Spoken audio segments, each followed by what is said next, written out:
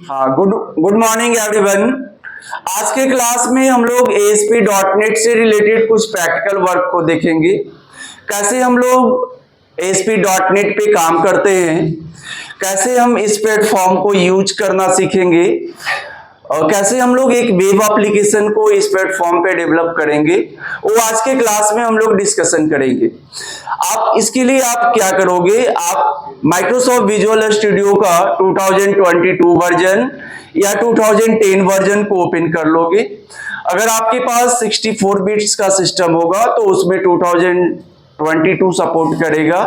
अगर आपका system 32 bits का है तो आप उसमें विजुअल स्टूडियो 2010 इंस्टॉल करके आप काम करोगे।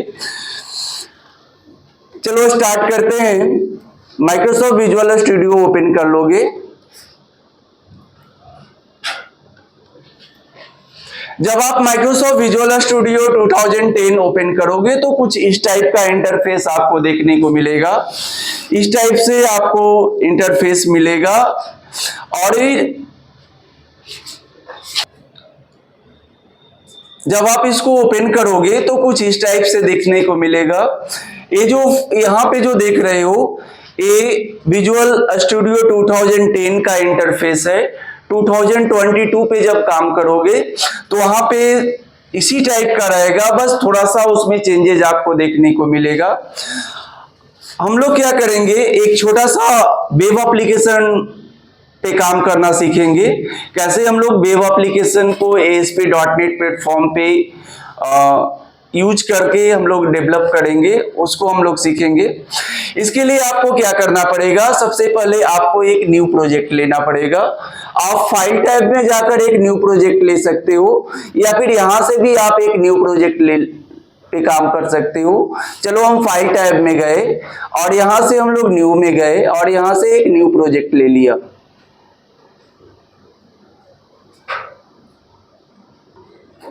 अब देखो यहाँ पे जब हम न्यू प्रोजेक्ट लेंगे तो आपको लैंग्वेज सेलेक्ट करना पड़ेगा कि आप कौन सा लैंग्वेज यूज करोगे। अगर कोई बच्चा वेब एप्लीकेशन के साथ C# यूज करेगा तो विजुअल C# का यूज करेगा। अगर कोई विजुअल बेसिक यूज करेगा तो वो विजुअल बेसिक को यूज करेगा। अब देखो हमने यहाँ पे लैंग्वेज के तौर पे विजुअल बेसिक यूज किया है और यहाँ पे हम एक विंडोज एप्लीकेशन को डेवलप करना चाहते हैं, वो वेब बेस्ड होना चाहिए। तो हम लोग वेब को सेलेक्ट करने के बाद यहाँ पे ASP.NET वेब एप्लीकेशन को सेलेक्ट करेंगे और यहाँ पे एप्लीकेशन का नाम दे देंगे। सपोज दैट मैंने एप्लीकेशन का नाम दे दिया online trading system, online trading system. ये मेरा प्रोजेक्ट का नाम हो गया। अब हम क्या करेंगे, यहाँ पे सॉल्यूशन नेम में भी सेम नेम होगा, जो आपका प्रोजेक्ट नेम होगा वो आपका सॉल्यूशन नेम भी होगा। इसके बाद हम लोग क्या करेंगे, यहाँ पे ओके बटन पे क्लिक कर देंगे। आप ओके बटन पे क्लिक कर दो। जैसे ही आप ओके बटन पे क्लिक करोगे आपका प्रोजेक्ट जो है वो ओपन हो जाएगा। फ्यू मिनट्स वेट करोगे।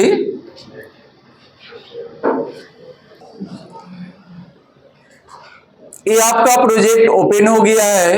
अब देखो जैसे ही ये प्रोजेक्ट ओपन होगा तो राइट साइड में देखोगे क्या कि एक सॉल्यूशन एक्सप्लोरर का विंडो है और ये जो तुम्हारा है इस साइड देखोगे टूल बॉक्स है, ये सर्वर एक्सप्लोरर है, ये तुम्हारा सोर्स विंडो है और यहाँ पे जो है ये आउटपुट विंडो है।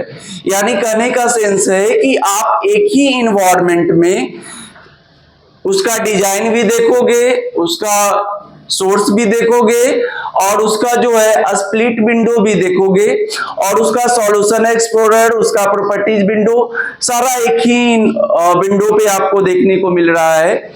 अब वहां पे देखो जब इसके सॉल्यूशन एक्सप्लोरर की बात करेंगे तो यहाँ पे देखो कुछ पेजेज आपको मिला होगा। इसमें देखो एक जो पेज है तुम्हारा साइट मास्टर पेज है। ए पेज ऐसा पेज है जो एवरी पेजेज का मास्टर पेज कहलाता है। क्या कहलाता है? Master page. सपोज दैट अगर आपने कोई वेब एप्लीकेशन डेवलप किया तो उसमें आपने एक होम पेज बनाता होगा जिसको मेन पेज बोलते हो, और उस होम पेज से डिफरेंट पेजेज को आप क्या करते हो? लिंक कर देते हो। तो यहां पे भी जब आप इसमें काम करोगे तो आपको एक साइट मास्टर का पेज मिलेगा, और इस साइट मास्टर पेजेस में जितने भी पेजेज है सबका लिंक अवेलेबल रहेगा। इसके बाद देखो यहाँ पे अकाउंट्स का फोल्डर ऑटोमेटिक बना रहता है, स्क्रिप्ट का भी बना रहता है, और सीएसएस का भी फाइल बना रहता है। बस आपको यूज करने आना चाहिए। अब सबसे पहले हम लोग क्या करेंगे, ये साइट मास्टर वाले पेज को ओपन करेंगे।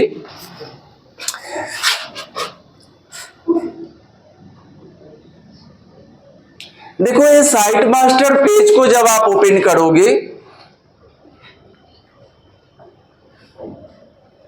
इस कोड को ध्यान से देखना, ये मेन पेज है तुम्हारा।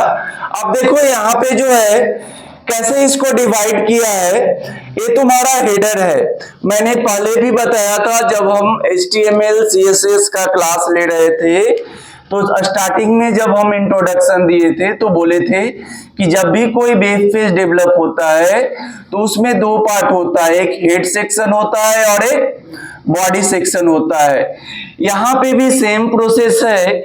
जब आप कोई वेब एप्लीकेशन डेवलप करोगे तो हेडर में क्या रखोगे, उसका बॉडी पार्ट में क्या रखोगे, फुटर में क्या रखोगे, ये आपको डिसाइड करना पड़ेगा। यहाँ पे उसका लेआउट बना हुआ है।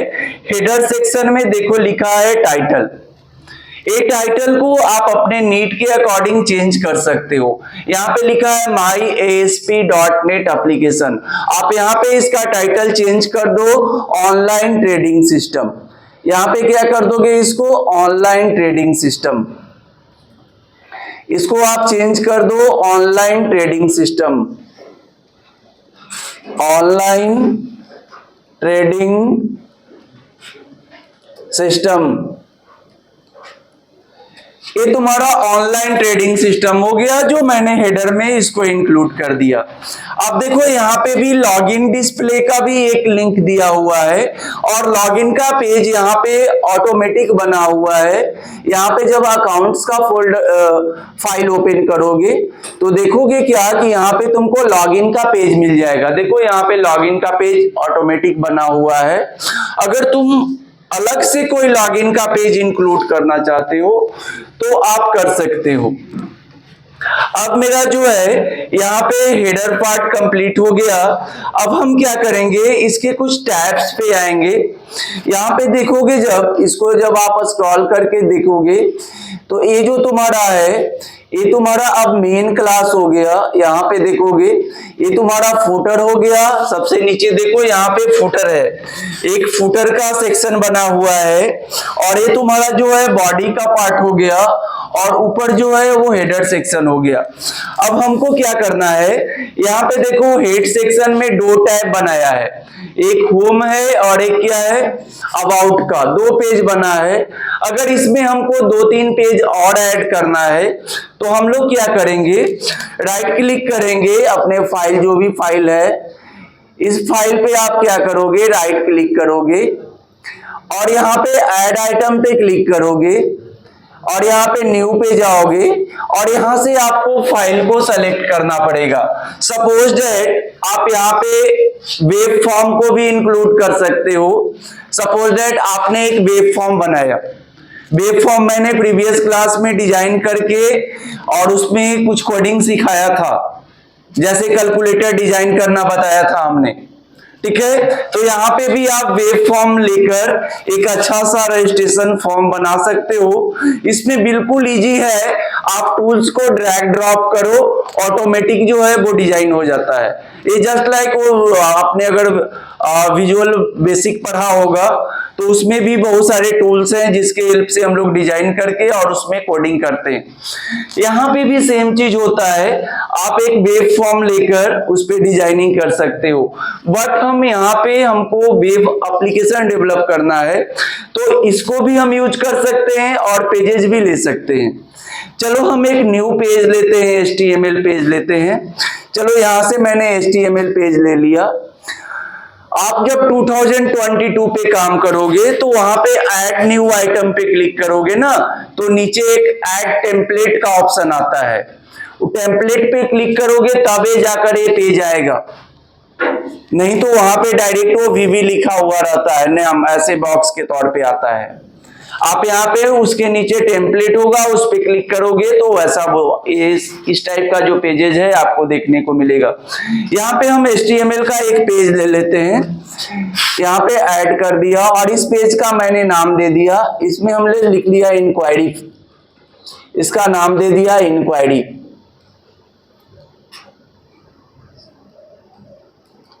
inquiry.html। अब इसको हमने ऐड कर दिया, ये मेरा पेज ऐड हो गया। अब देखो इसमें हमने कुछ लिख दिया, इसमें मैंने लिख दिया हेलो सर,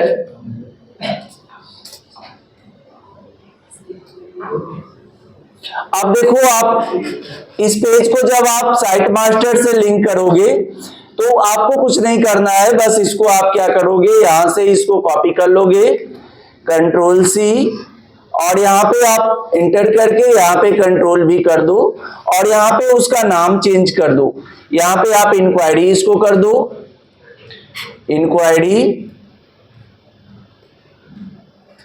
इंक्वायरी, और यहाँ पे आप इसका नाम चेंज कर दो। जो अभी पेज आपने ऐड किया है इसका नाम देखो यहाँ पे ऐड हो गया इंक्वायरी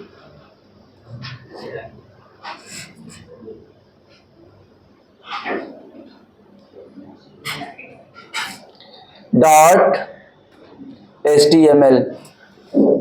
ये पेज तुम्हारा ऐड हो गया।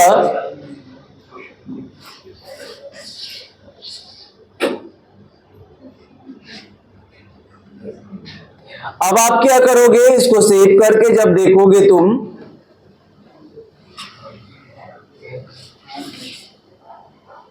इसका व्यू जब देखोगे सर्वर पे,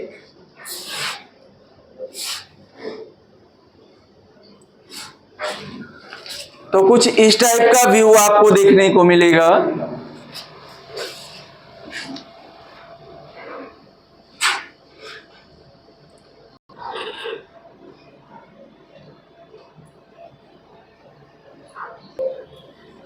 अब देखो मैंने एक टैब ऐड किया था इंक्वायरी, इंक्वायरी का टैब ऐड हो गया। जैसे ही हम इंक्वायरी पे इस पे क्लिक करेंगे तो देखोगे हेलो सर का मेरा पेज ओपन हो गया। अब तुम इसमें इसका डिजाइन जैसा लुक दो, ऑटोमेटिक तुम्हारा हो जाएगा। अगर इसमें कोई CSS का पेज ऐड करना है या कोई पेज अगर आपको ऐड करना है तो आप यहां से भी ऐड कर सकते हो, नहीं तो यहाँ पे भी आप इनलाइन CSS यूज कर सकते हो। स्टाइल इज इक्वल टू, और यहाँ पे ले लो बैकग्राउंड कलर, और इस कलर का नाम ले लो और इसको क्लोज कर दो। अब इसको Ctrl+S करके और इसका व्यू देखो, इसको आप स्टॉप डिबगिंग स्टॉप कर दो और इसके बाद इसको रन कर दो।